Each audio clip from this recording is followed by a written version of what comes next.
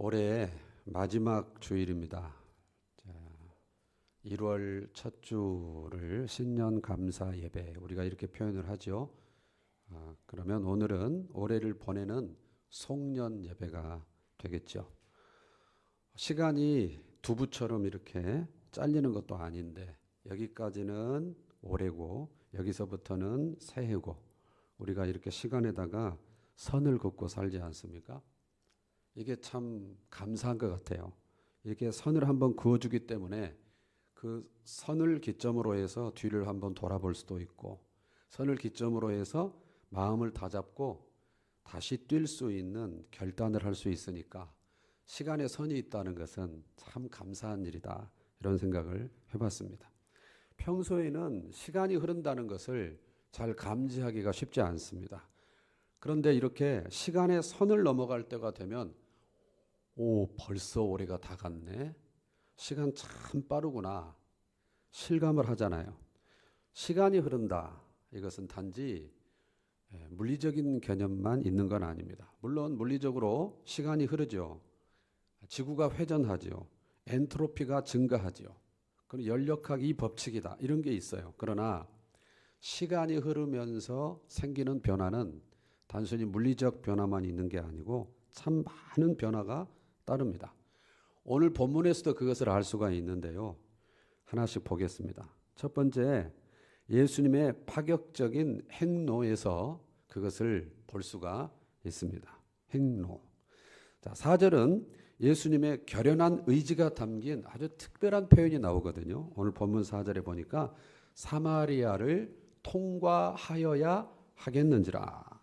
아주 의지가 담긴 표현. 나는 꼭 사마리아를 통과해서 가야 되겠어. 예수님이 그런 의지를 가지고 계셨다는 거예요. 3절에 보면 유대를 떠나사 다시 갈릴리로 가실세, 이 말씀하고 연결해야 아까 4절 말씀이 이해가 됩니다.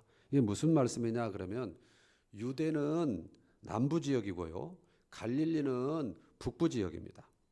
근데 사마리아가 그 중간에 중부 지역으로 끼어 있어요. 그러니까 예수님이 지금 남부 유대를 떠나서 북부 갈릴리로 가시자면 중부 사마리아를 통과하는 것은 아주 자연스러운 행로예요. 그러니까 내가 사마리아를 통과해야 되겠어, 굳이 이렇게 말씀하지 않으셔도 되는데 거기를 거칠 수밖에 없는데 왜 사마리아를 통과해야만 되겠다고 오늘 요한복음은 기록하고 있을까요? 그것은 역사적인 배경이 있어요. 주님 오시기 전 722년에 북이스라엘은 대제국 아수르, 우리 학교에서 배운 아시리아에 의해서 망해버렸어요. 그 북이스라엘이 망할 때 수도가 사마리아예요. 망한 뒤로는 이스라엘이다 이렇게 국호를 쓰지 않고 수도 이름을 따서 서울 사람들 이렇게 하듯이 사마리아인 이렇게 불렸습니다. 자, 문제는 뭐냐면 북이스라엘을 점령한 아수르가 어떻게 하냐면 여기 사는 사람들을 다른 곳에다가 강제로 이주시켜 버립니다. 그리고 바깥에 사는 이민족들을 강제로 이주시켜서 여기서 살게 합니다. 뭐 하는 겁니까? 혼혈을 만드는 거예요. 왜 혼혈을 만들까요? 민족의 정체성을 지워버리는 겁니다. 그래서 봉기가 일어나지 않도록 원천적으로 차단하는 전략이 뭐였냐? 강제 이주 정책이었어요. 그러니까 사마리아인들은 점령을 당한 뒤로 피가 섞인 거예요. 그래서 그 뒤로 사마리아인 이렇게 말하면 이 표현은 피가 섞인 더러운 사람들 이렇게 통했어요. 유대인들은요, 혈통적으로 얼마나 순수하냐, 이 선민 사상을 굉장히 중시했거든요. 그러니까 피가 섞인 저 더러운 사람들. 그래서 상종하지 않았습니다. 심지어는요, 거기로 통행하지 않았어요. 불가촉 천민이 된 거예요. 그러니까 여러분, 호남 영남에서 이 수도권으로 진입을 하려면 중부권을 통과하는 게 당연하지 않습니까? 통과할 수밖에 없어요. 그렇게 지나가는 게 자연스러운 거예요. 그런데 이 중부권을 혐오해서 중부를 지나지 않으려고 북부로 갈 때 강원도 쪽으로 돌아가는 사람들이 있다면 얼마나 에너지가 많이 들겠어요. 얼마나 피곤하겠어요. 그런데 이 당시에 유대인들이 그렇게 우회해서라도 사마리아를 접촉하지 않는 불가촉 천민의 땅이 사마리아가 된 것입니다. 이게 주님 오시기 전 722년이니까요. 주님 당시에 거의 750년 지난 거 아닙니까? 그런 상황이기 때문에 시간이 흐르면서 그게 더 고착됐어요. 시간이 흐른다는 것은 이런 폐단을 고착화시키는 후유증이 있어요. 여기서 1도 틀어지면 시간이 흐르면 저기 가서는 몇 도가 틀어지겠습니까? 격차가 어마어마하게 커지는 것입니다. 그러면 그것이 고착이 되는 거예요. 이 사람들은 더 이상 사람 취급을 못 받았어요. 개, 돼지 취급을 받았어요. 이 선을 그냥 둬도 괜찮고, 아니 그렇게 두는 것이 더 편하다고 생각해요. 남과 북에 38선이 있는데 그냥 둬도 괜찮고, 아니 38선이 있는 게 더 안전하고 굳이 통일을 해야 될 필요가 있느냐는 그런 소리가 계속 나오는 것과 똑같아요. 그런데 우리 주님이 바로 그 선을 넘어가십니다. 오늘 설교의 제목이 선을 넘으시는 예수님. 선을 넘어가시는 거예요. 금기를 넘으시는 거예요. 어떤 선입니까? 폐단, 그 편협의 선을 넘어가시는 거예요.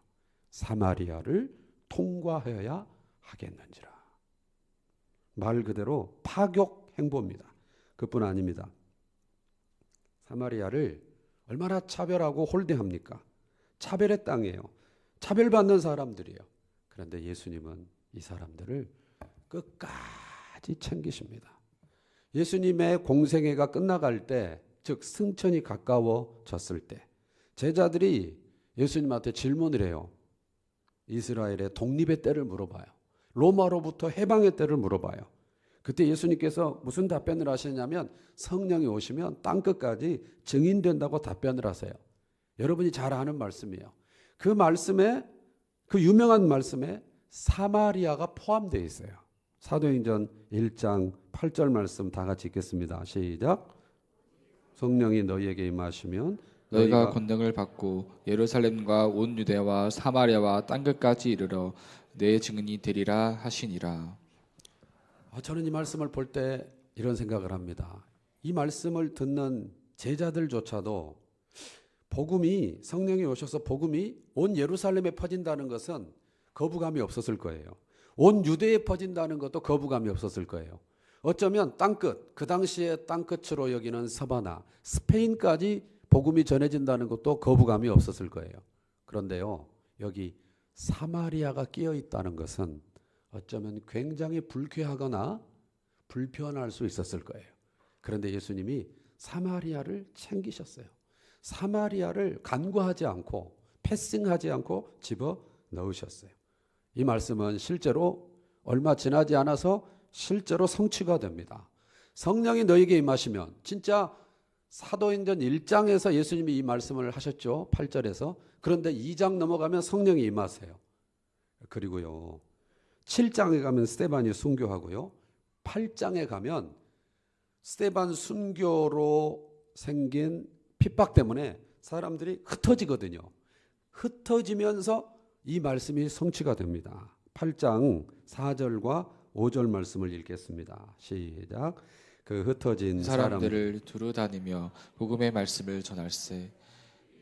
사마리아 성에 내려가 그리스도를 백성에게 전파하니. 빌립이 사마리아 성까지 가서 복음을 전했어요. 이것은 빌립의 열심이 아니고 어쩌다가 우연히 그냥 된 것이 아니고 주님이 사도행전 1장 8절에서 챙겼기 때문에, 언급하셨기 때문에, 말씀하셨기 때문에 그 말씀이 빌립을 통해서 성취가 된 것입니다. 사마리아를 대하는 유대인들의 시각은 진짜 심각했어요. 예수님도 혈통적으로는 유대인 아니십니까? 그런데 유대인 예수님이 그 금기와 편협의 선을 넘어가셨어요. 사람들이 그어놓고 엄청나게 고착돼 버린 그 선을 주님이 넘어가신 거예요. 사랑하는 여러분, 사마리아만 경계선이 있는 게 아니에요. 남북을 갈라놓는 38선만 경계선이 아니에요. 베를린 장벽만 벽이 아니에요. 미국과 멕시코 사이에 있는 울타리만 벽이 아니에요. 우리와 우리 사회, 심지어 교회 안에도 보이지 않는 얼마나 많은 고착된 불편한 불합리적인 선이 많이 있는지 모릅니다. 우리가 나름대로 설정해 놓은 기준, 나름대로 그어 놓은 기준이 숨을 못 쉬게 만들어요. 그게 사마리아 향한 편협과 똑같아요. 그런 편협은 의식, 무의식 중에 표현이 되게 돼 있어요. 저는 두 가지 정도를 생각해 봤어요. 하나는요, 이렇게 표현하는 거예요. 저 목사 아들이라는데, 저 목사 딸이라는데, 저 장로 부인이 돼가지고 말이야, 저 권사가 돼가지고 말이야, 이게 선 중에 하나가 될 수 있어요. 신앙은 개인적인 거거든요. 목사가 아무리 신앙이 좋아도 자녀는 다를 수 있어요. 물론 부모 세대와 자녀 세대가 다 신앙이 좋으면 더없이 감사하겠죠.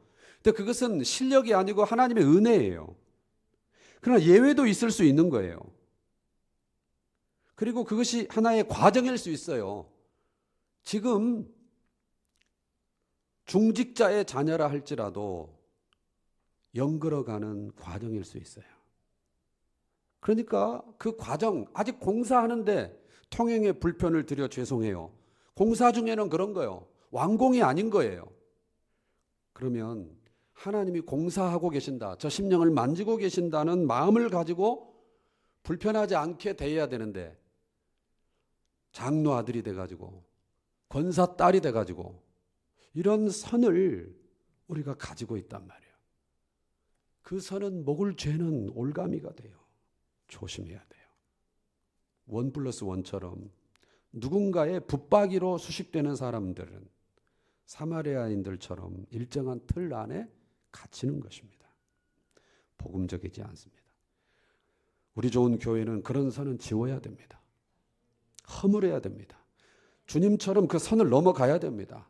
주님처럼 파격 행로를 가야 됩니다. 제가 사경회를 했던 지방의 대형 교회가 있어요. 아주 담임 목사님이 새로 부임을 하셨어요. 저보다는 약간 손 위에 분이십니다. 이분이 이제 목회를 하시면서 얼마 안 됐는데 교회 안에 존재하는 남녀 차별의 선을 과감하게 지워내고 계셔요. 그분이 말씀을 하신 게 아니라 그분과 동역하는 부교육자가 저한테 하는 말을 들었어요. 우리 교단보다 그 교회가 속한 교단이 훨씬 보수적이거든요. 훨씬 남성 여성 차별이 심한 교단이거든요. 그런데 여성 강사를 세우는 일에 누구보다 적극적이에요.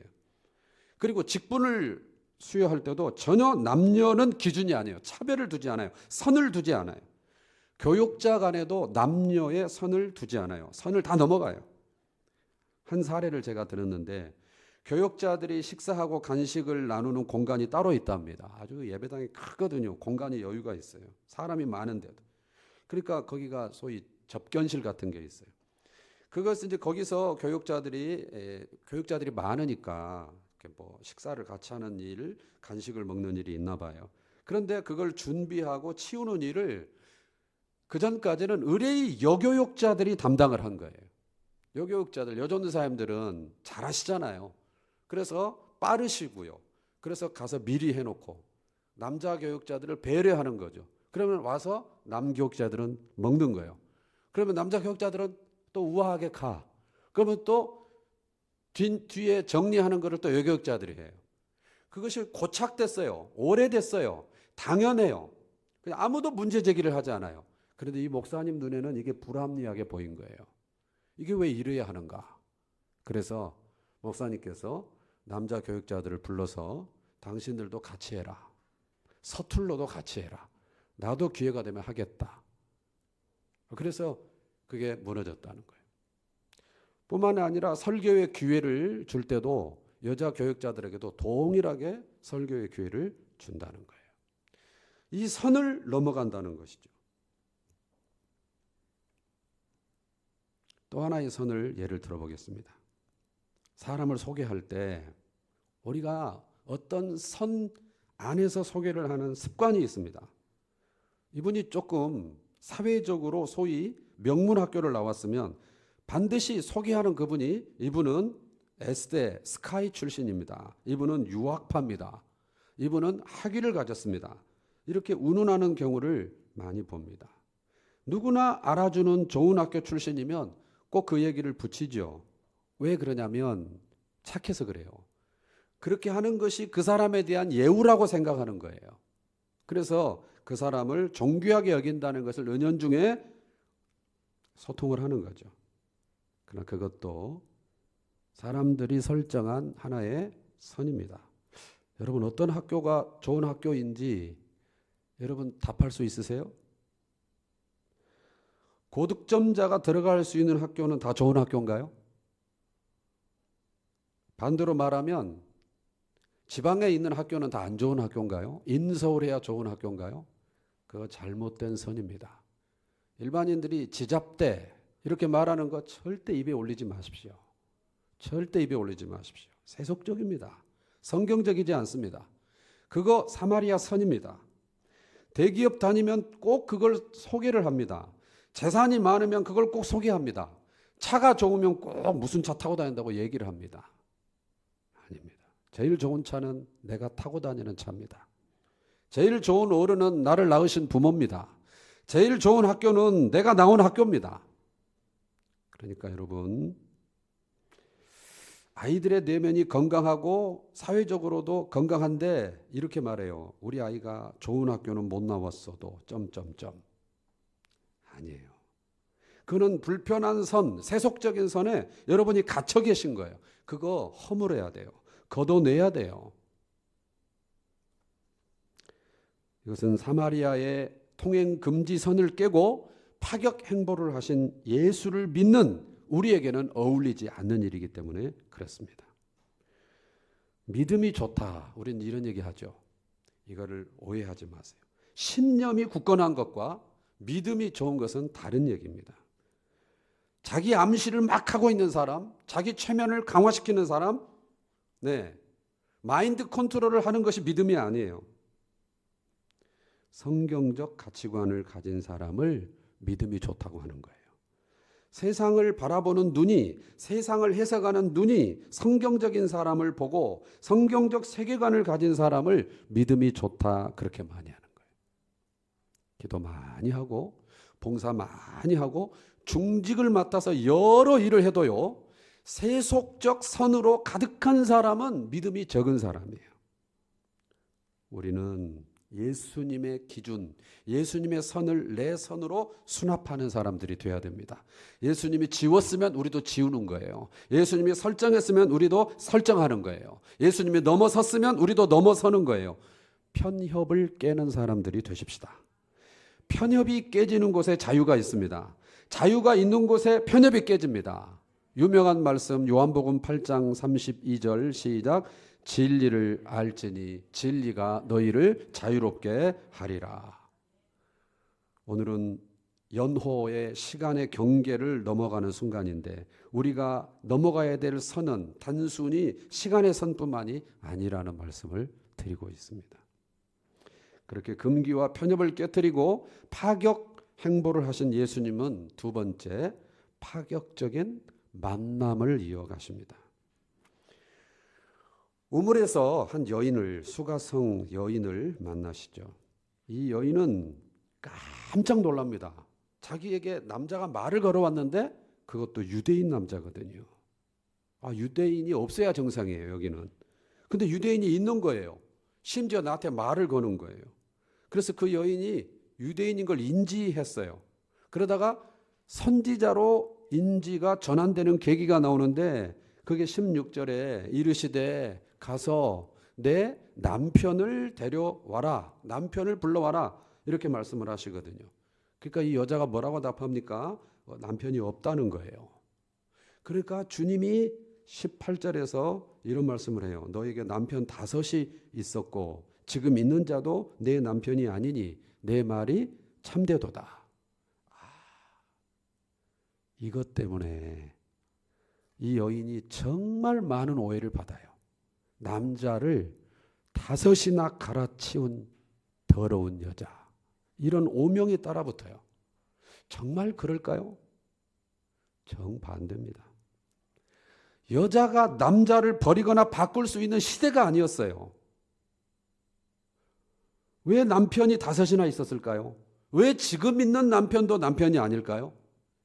끊임없이 버림받은 거예요. 끊임없이 배척받은 거예요. 그런데 사람들은 이 여인을 불쌍히 여기는 게 아니라 더럽다고 손가락질을 합니다. 그래서일까요? 이 여인은 난데없이 예수님 앞에 질문을 던지는데, 선지자다 싶으니까 질문을 던지는데 예배에 대해서 질문을 해요. 난데없잖아요.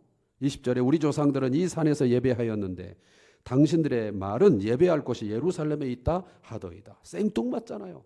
결이 안 맞잖아요. 갑자기. 그것은 뭘 얘기합니까? 예배를 고민하고 있는 여인이었다는 거예요. 하나님과의 관계를 진지하게 붙들고 사는 사람이었다는 거예요. 왜요? 외롭거든요. 구도자거든요.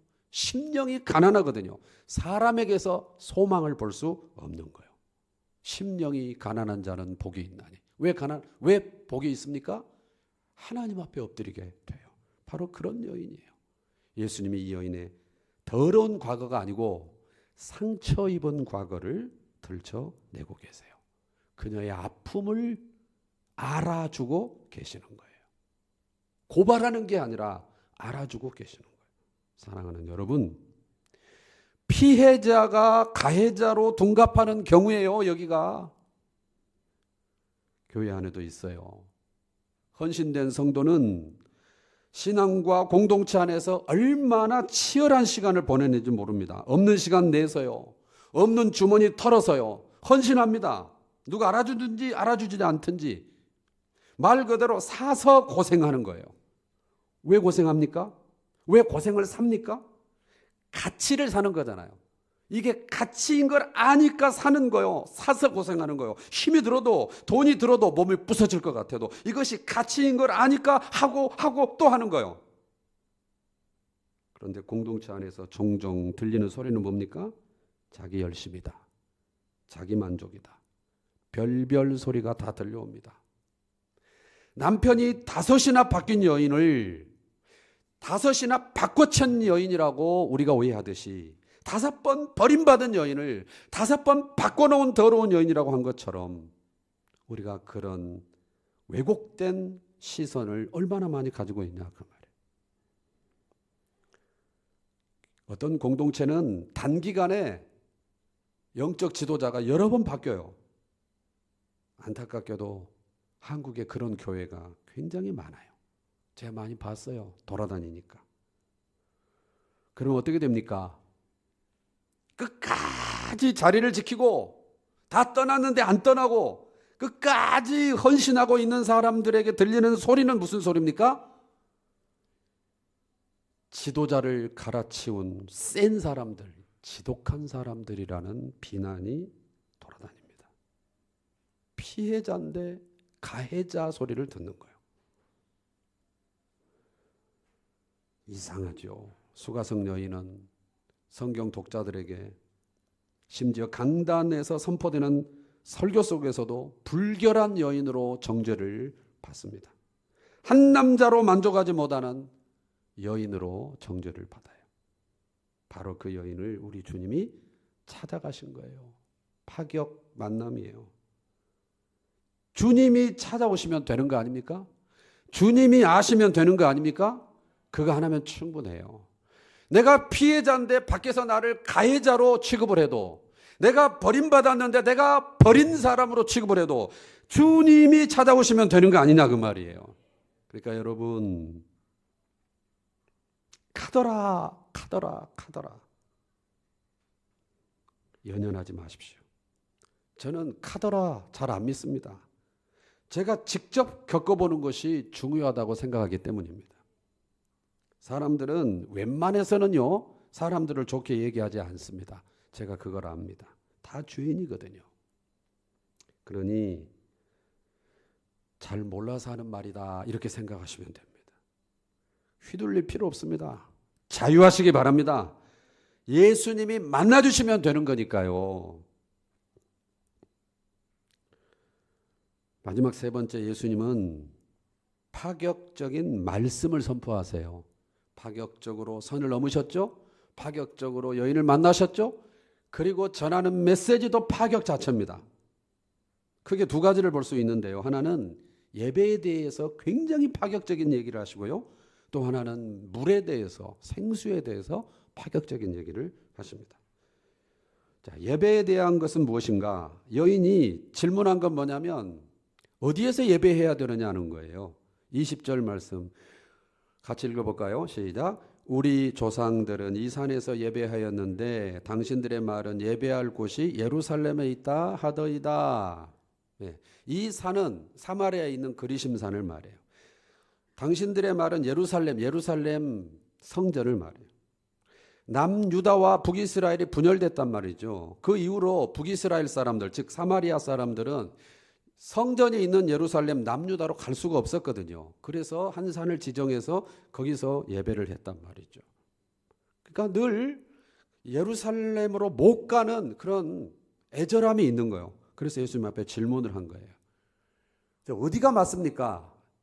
이랬을 때 아마 그는 1번 아니면 2번, 이 산이냐 저 산이냐, 요 둘 중에 하나를 답변을 하실 줄 알았겠죠. 그런데 예수님은 여기 없는 3번 답을 하셨어요. 그게 유명한 23절, 24절 말씀이에요. 여러분이 너무 잘 아는 말씀 같이 읽겠습니다. 시작. 아버지께 참되게 예배하는 자들은 영과 진리로 예배할 때가 오나니 곧 이때라. 아버지께서는 자기에게 이렇게 예배하는 자들을 찾으시느니라.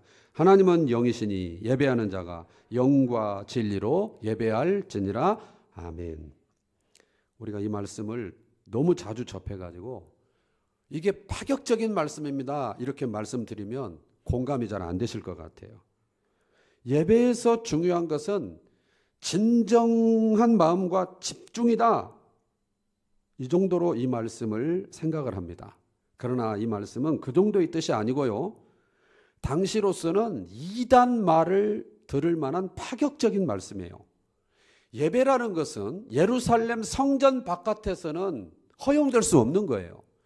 성전 바깥에서의 예배, 이것은 애초에 설정 자체가 될 수 없는 얘기예요. 큰일 나는 거예요. 상상도 못하는 거예요. 성전이라는 말을 붙일 수 있는 건물은 예루살렘에 있는 그거 하나뿐이에요. 다른 데서 예배한다? 상상 불가해요. 그런데 예배는 예루살렘에서도 말고 이 산에서도 말고, 그러니까 장소의 문제가 아니라는 거예요. 그럼 무슨 문제냐? 성령 안에서 진리로 예배하는 것이다. 어디서든 예배할 수 있다. 파격 그 자체. 어떻게 그렇게 말씀하실 수 있을까요? 그것은 주님 자신이 육체로, 당신의 육체로 그 경계를 다 허물어 버리셨기 때문에 그래요. 성소와 지성소의 구분을 없애버리셨기 때문에 그래요. 성소의 휘장을 가르실 분으로서 이 말씀을 하신 거예요.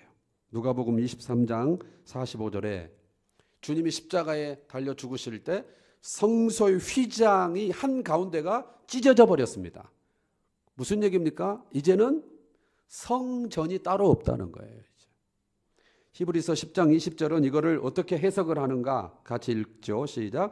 그 길은 우리를 위하여 휘장 가운데로 열어놓으신 새로운 살 길이요 휘장은 곧 그의 육체니라. 그래서 예수 그리스도의 십자가의 구속의 은혜로 이제는 성전이 특전 장소가 아니라 한국에서도 우리가 예배할 수 있는 거예요. 성내동에서도 예배할 수 있는 거예요.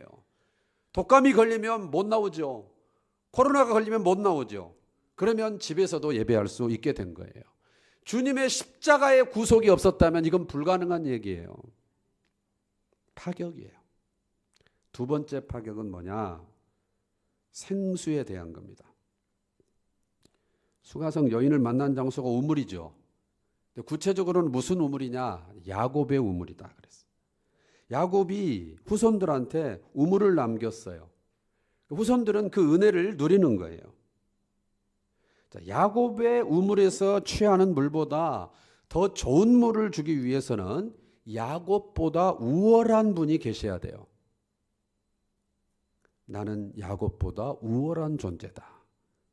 12절 우리 조상 야곱이 이 우물을 우리에게 주셨고 또 여기서 자기와 자기 아들과 짐승이 다 마셨는데 당신이 야곱보다 더 크니까 당신이 야곱보다 더 크니까 이걸 원문으로 보면은요 부정적인 답을 기대하는 문장 구조를 가지고 있어요. 당신은 야곱보다 안 큽니다. 이걸 전제하고 하는 질문이에요. 야곱보다 클 리가 없다는 거예요. 그러나 예수님은 이 질문에 대해서도 파격적인 답변을 하십니다. 그게 13절, 14절이에요. 시작. 예수께서 대답하여 이르시되 이 물을 마시는 자마다 다시 목마르려니와 내가 주는 물을 마시는 자는 영원히 목마르지 아니하리니 내가 주는 물은 그 속에서 영생하도록 솟아나는 샘물이 되리라. 아멘. 야곱의 우물은 다시 목마를 물이단 말이죠. 그러나 내가 주는 물은 영생을 주는 샘물이다. 여러분, 예수님은 종교인이 아닙니다. 예수님은 종교를 창설하신 교주도 아닙니다. 예수님은 고착화된 모든 종교에 오히려 검을 던지러 오신 분이에요. 그 선을 다 검으로 자르기 위해서 오신 분이에요. 마태복음 10장 34절 시작. 내가 세상에 화평을 주러 온 줄로 생각하지 말라. 화평이 아니오 검을 주러 왔노라. 모든 사람들이 설정해 놓은 종교의 선을 다 끊어내는 거예요. 그래서 진리로 해방하는 거예요. 예수님을 길을 안내하는 안내자로 생각하지 마십시오. 그분 자신이 길입니다. 예수님은 구원의 길은 이쪽입니다. 안내, 가이드가 아니고 그분 자신이 곧 구원자이신 것입니다. 사회가 기독교를 종교로 규명하죠. 무슨 서류 작성할 때 종교란에 기독교 체크하게 돼 있어요. 어쩔 수 없어요. 다른 말이 없으니까. 그럼에도 불구하고 저와 여러분이 종교인으로 남으면 안 됩니다. 진리에 반응하고 진리를 따라야 합니다. 그리스도의 참된 제자로 살아야 합니다. 종교라는 선을 뛰어넘으십시오. 교회당을 출입하는 출입자에서 그치지 마시고 예배에 출석 도장 찍는 출석자로 그치지 마시고 신령과 진리로 예배하는 예배자가 되시기를 바랍니다. 종교의 우물에서 다시 목마른 종교의 우물에 서성이지 마시고 야곱의 우물을 서성이지 마시고 영생을 주시는 참된 생수를 마음껏 받아 마시기를 바랍니다. 말씀했습니다. 주님은 선을 넘으셨어요. 하늘 보좌를 버리시고 그 경계와 선 도저히 넘어설 수 없는 근본 하나님의 본체이신 그분이 그 선을 뛰어넘어서 우리 가운데 임마누엘 하셨어요. 우리는 그 선을 뛰어넘는 하나님의 사랑을 받은 사람들입니다. 선이 바뀌는 시점이에요. 2024, 2025. 연호를 2025로 쓴다고 새해입니까? 묵은 감정, 묵은 과거, 묵은 편협의 선을 다 물고 2024년의 연장선상에서 연호만 바뀐다고 그게 새해가 되겠냐 그 말이에요. 다 묻어두고 선을 넘으십시다. 하늘 보좌를 버리시고 나에게 찾아오신 주님이 계시지 않습니까? 그러면 됐잖아요. 이 여인처럼 그러면 뛰쳐나갈 수 있어요. 외칠 수 있어요. 메시아를 만났다 와 보라. 희열에 찬 삶을 살 수 있어요. 그런 새해가 되기를 바랍니다. 예능 프로 중에 저는 한 번도 본 적은 없지만 제목은 봤는데 제목이 인상적이었어요. 선을 넘는 사람들, 녀석들. 선을 넘는 녀석들. 저는 실제로 방송을 본 적이 없으니까 혼자 상상하는 거예요. 참 재미있는 독특한 제목이구나 생각을 하면서 그 프로의 성격을 추측을 해보는 겁니다. 무슨 한계에 도전하는 프로그램인가? 아니면 어떤 고정관념을 깨트리는 프로그램인가? 그냥 생각하고 넘어갔습니다. 예수님이야말로 선을 넘는 분이십니다. 사람을 옥죄고 제한하는 수고하고 무거운 짐진 인생, 그 모든 선으로 꽁꽁 묶여있는 그 선을 넘어서서 그 모든 선을 풀어주시는 분이 주님이십니다. 우리는 시간의 선을 넘어서는 경계에 서 있습니다. 시간의 선은 그냥 둬도 넘어갑니다. 우리가 넘어야 할 선은 편협의 선이에요. 세속적인 선이에요. 기준이에요. 피해자가 가해자로 둔갑한 억울한 사마리아 여인, 교회를 교회되게 하기 위해서, 예배를 예배되게 하기 위해서 끝까지 남아서 피투성이가 돼도 살아라. 살아낸 여러분이 바깥에서 볼 때는 세다, 독하다, 별소리가 다 들려도 주님은 아시는 것입니다. 그래서 주님이 만져주시고, 주님이 남편 되주시고, 주님이 위로자가 되시고, 그 모든 선을 뛰어넘어서 희열에 찬 복음 전도자의 삶을 살도록 해주시는 것입니다. 선을 넘읍시다. 주님 따라서 넘읍시다. 그래서 내년에는 정말 희열에 찬 복음을 살아내는 여러분이 다 되시기를 주의 이름으로 축원합니다. 아멘. 가능하신 분은 자리에 일어나서 찬양하는데요. 가사가 정말 음미해 볼 가사입니다. 나는 주를 섬기는 것에 후회가 없습니다. 여러분의 평생에 가장 복된 일은 내가 예수님을 만난 것이다. 내 평생에 가장 잘한 일은 내가 예수님을 주로 섬긴 것이다. 여러분 잘하셨습니다. 끝까지 남아서 끝까지 예배를 지키고 끝까지 하나님을 예배하는 그 일에 후회가 없기를 바랍니다.